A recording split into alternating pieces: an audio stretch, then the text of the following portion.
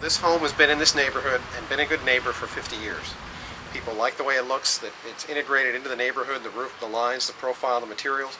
And our intent was that when we walked away from this renovation, that with all that contextual feel, that neighborhood integration would still be here. Part of what's missing in today's home design is that connection with the street.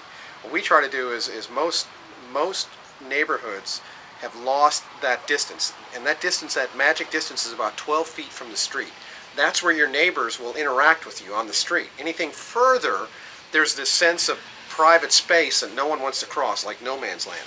So the intent here was, you see this meandering sidewalk that we've built, because the Nuocos want to encourage their neighbors to come up here. They wanted to make this an experience, a processional experience, to come up to this front porch. And you can see that we've made a bigger front porch. It isn't just a little stoop that you walk up to the door and go in. Part of that is we've got this broad expanse because they fully intend to have lawn furniture out here. They want to come out here in the evenings with the kids, so the kids can play in the front yard. They can get to know their neighbors. They want to encourage their neighbors to come up and interact with them.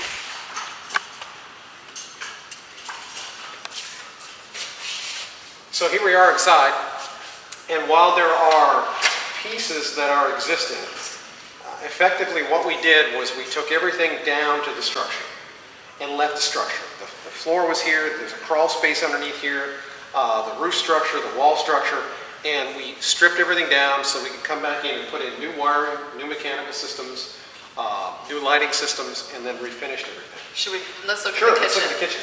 It's got all the modern appliances. It's got all the modern appliances, all new cabinetry. You can see that one of the things we tried to do was create this view so that we can maintain, again, a connection with the street.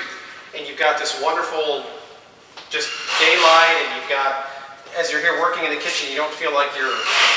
Now, are there special treatments for the windows to keep heat gain out, or these are Southern Lowy windows, which means they have a molecular coating on them that blocks just about all the ultraviolet rays. Okay. So they work really good at keeping the heat out and the cool in. And in the wintertime, it works just in reverse. It does a good job of keeping things warm inside. And it's simply a low E. Cold out. It's just a metallic coating on the inside pane of the glass. There's northern low E and there's southern low E, and there's a difference in where they put that coating. But these are also 1-inch glazed windows, so it's a full 1-inch window pane, so they're insulated. And then these aluminum frames are what we call thermally broken. So there's two pieces, so in the wintertime, this will never feel cold. Now it's 105? 105. Put your hand on the aluminum. You don't feel any heat. You feel no heat. Oh yeah, that's nice. And it's so you're not getting a lot of gain. You're not getting the gain. So the frames themselves are as efficient as the window. Tell me about the rest of the kitchen. This is fun. This is our clients. They enjoy wine, and this is a wine rack. And what they wanted to do is they wanted to have not just a wine rack. They wanted to have something that was a little bit fun. So what we did is we used LED lighting to diffuse light through this back panel. It was too big to edge light it, which is what we wanted to do, so we did something a little different, and they've got to adjust them. They're supposed to be right behind here. And those will dim down, and they do all kinds of the controllers over here. You can make it look like Christmas. You can make it different colors. You can do disco dancing, whatever you want. But my intent was just soft color behind the wine bottles. And you look at the quality of light in the house. There isn't a single light on in here, and that's because of the openings in the entrance canopy. Let that light bounce in. You've got the light coming in from the kitchen. You've got all this natural light, and we'll go out there next. And then so you can come into Usor's office. Again, we use the same quarter sawn white oak for the flooring. That's limestone tiles. This is the original fireplace. It was here, so we saved it. It's very nice condition. It's in perfect condition. Anything to it. Nothing to it. Just cleaned it up. And this is what we're talking about with greener retrofitting. I call it retrofitting. This is really a remodel, well beyond a retrofit. It's well beyond a retrofit. But you're talking about kind of taking a new look at some of these things that in a few years ago might have just been knocked down. Let's put something. A few years ago, sure. Let's put up something more trendy. Take it out and put up something real trendy. And yeah. That's a real good point. And this actually looks trendy to me now. So I think we've come around. This mid-century look is very popular right now. It is. The bedrooms essentially are where they were before. We actually saved a few of the walls. We saved where the plumbing was, so we didn't re-plumb. We left the sewer piping and the water piping where it was, and we redesigned around that. So the bathrooms are where they were. Where they were, essentially. So we've got, this is one of the girls' bedrooms here. And we've got some nice storage in the hallway here. This is the other girl's bedroom.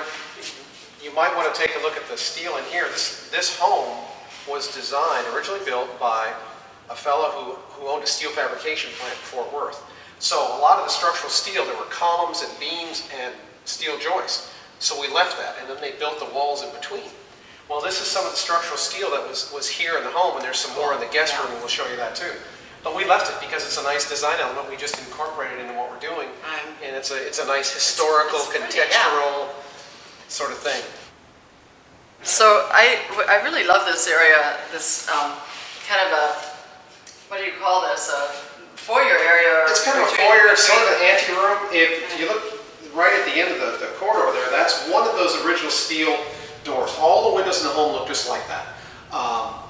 That's not a Hope system. Hope's was one of the big manufacturers then, but it's similar to Hope's. It's steel. And what we did is we evaluated and said, okay, we can do it in the two doors. This door and there's another door over there. So we did sandblast, cleaned them up, reglazed them, and we kept that door. Again, it's one of those things to just give you these hints of what was here before and integrate it back in. So what this space becomes is it really becomes a nice transitional family space, because you come down the hallway, these are the children's bedroom, this is the way to the master bedroom, this is where you go out to the back deck off the master bedroom. So it really becomes a nice place to, there are cushions here. Sitting area. Yep. It's and kind of a garden area. Garden area outside on the other side there. Storage is in here, so it's a nice place to come and sit and read. If you don't want to sit in the major living space, or you don't want to be in the bedroom, it's a nice place for the kids to play. It's just a nice transitional space in the home. So this is the master bedroom, as you pointed out. And if you look outside, you can see that tree was a big determinant of what we did. We wanted to save that tree and wrap this end of the house around that tree and create this outdoor living area that sort of, again, linked the spaces of the house. So you've got the private master bedroom, but you can go outside to this private little space, which links to a more public space over there, to the pool, and then on down to an even more private outdoor space over there. Again, there's glass in here, and the importance of daylighting, you can see it in here as well, how good the lighting is. Well, too often people think that you can't have windows in an energy efficient home, because if you do, you're going to lose energy. I think a lot of people do think that you need to have these little teeny windows. That's what most people think. What's really true is if you're smart and you use your glass wisely, you notice most of the windows in the house are on this back side, because this faces south and east.